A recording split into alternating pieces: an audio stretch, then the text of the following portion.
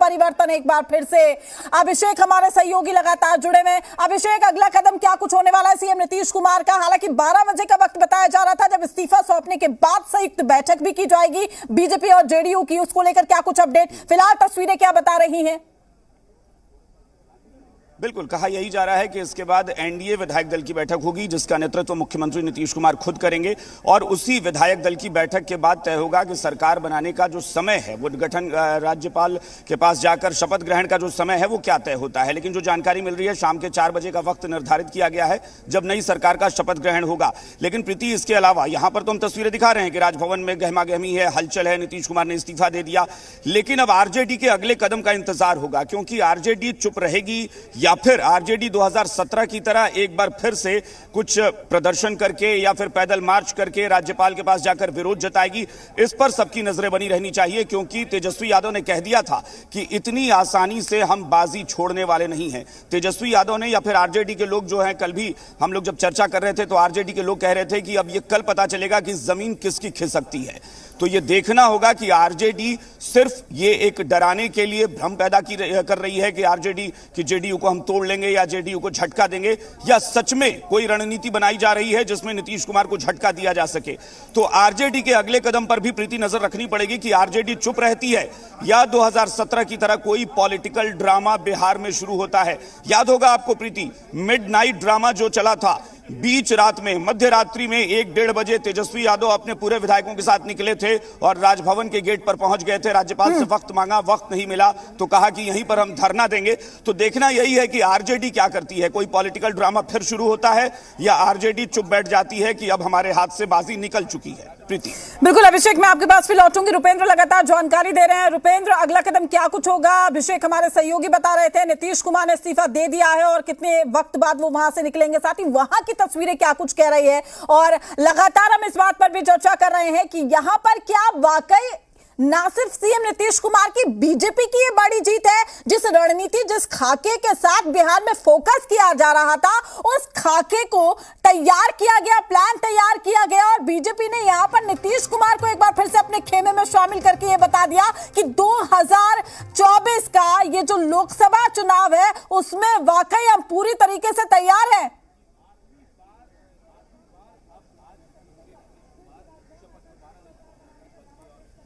अभिषेक, मेरा सवाल आपसे, रुपेंद्र हमारे साथ जुड़े हुए थे, लगता है उनसे संपर्क टूट गया है, दोबारा जुड़ने की कोशिश करेंगे। देखिए प्रीति, बिल्कुल बीजेपी ने खुद को साबित तो किया है कि बीजेपी सूझबूझ के साथ अपना जो भी 2024 की तैयारी है वो कर रही है।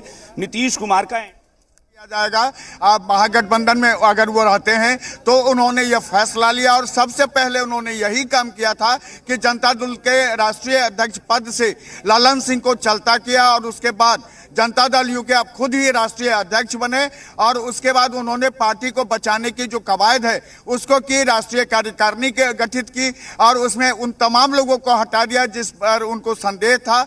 और उसके बाद जब वो आए तो उनको लग गया था कि ये स्थितियां अब ठीक नहीं है। ऐसे में उन्होंने कर्पूरी ठाकुर को लेकर के जब भारत सरकार की तरफ से उनको भारत रत्न दिया गया, उनको लग गया कि यहाँ पर वोट का पोलराइजेशन हो जा सकता है, जो पिछड़ा वोट है, अति पिछड़ा वोट है, उस पर बीजेपी अपना दबाव बना सकती है, पकड़ बना सकती है।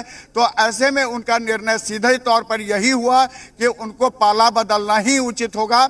और आप समझ रही हैं कि ये पहली बार नहीं, ये 7वीं बार है जब नीतीश कुमार ने पाला बदला है, चाहे पार्टी से हो चाहे जिसके साथ हो, और लगातार वो मुख्यमंत्री बनना चाहते रहे।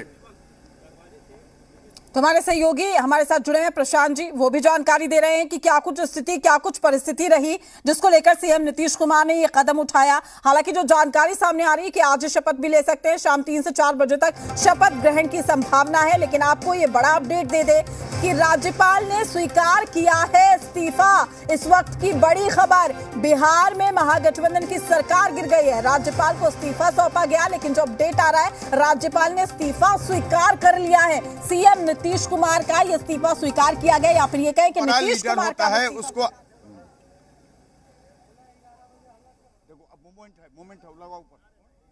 तो ये देखिए तस्वीर हम आपको दिखा रहे हैं, हमारे सहयोगी वहां पर बने हुए हैं। भाई सामने से साइड हो जाइएगा, सामने अगर इधर आ गए तो सामने नहीं।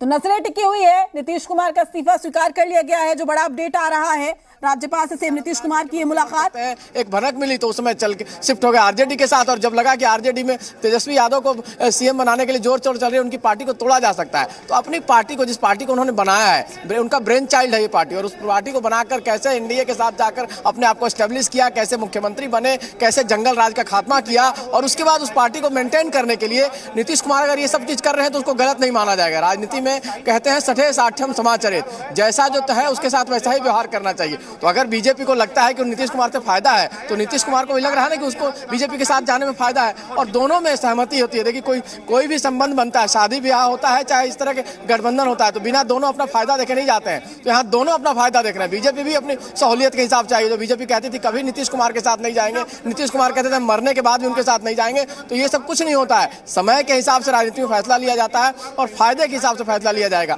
तो नीतीश कुमार को लगता है कि बीजेपी के साथ जाकर उनका स्ट्राइक रेट मेंटेन रहेगा लोकसभा का।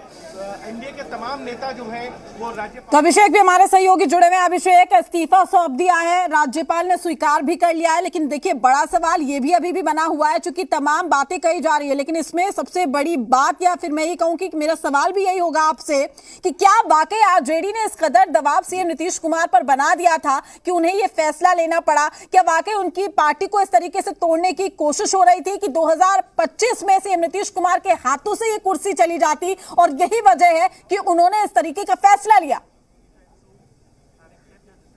देखिए प्रीति, ये कहने की बातें हैं कि आरजेडी ने दबाव बनाया और जेडीयू की पार्टी, जेडीयू टूट सकती थी, इसलिए नीतीश कुमार ने सोचा कि अब एनडीए में चले जाए। ये सारी बातें कहने भर की हैं, क्योंकि 2022 में भी नीतीश कुमार की पार्टी ने यह कहा था कि बीजेपी उन्हें तोड़ना चाहती थी, उनकी पार्टी को खंडित करना चाहती थी, इस वजह से उन्होंने फैसला किया है। बात सिर्फ इस बात की है कि नफा और नुकसान की राजनीति में कहां पर फायदा हो रहा है, कहां नुकसान हो रहा है, इसको देखना है। 2022 में नीतीश कुमार मुख्यमंत्री थे, बीजेपी के साथ थे और सीएम के तौर पर काम कर रहे थे, लेकिन वहां एक एक्स्ट्रा, एक अलग से एक उम्मीद थी, और वो उम्मीद थी राष्ट्रीय राजनीति की, वो उम्मीद थी प्रधानमंत्री पद की उम्मीदवारी की, क्योंकि उन्हें यह बताया गया, उन्हें कन्विंस किया गया कि आप महागठबंधन में आइए तो जो राष्ट्रीय स्तर पर गठबंधन बनेगा उसमें आपको नेतृत्व सौंपा जाएगा। नीतीश कुमार को लगा कि सीएम वहां भी मैं रहूंगा ही, और एक अलग से मौका मिल जाता है कि प्रधानमंत्री पद की उम्मीदवारी मिल जाती है, तो वहां शायद भविष्य की राजनीति के लिए भी कुछ रास्ते खुल जाएंगे, जो कि एनडीए में रहते हुए संभव नहीं था।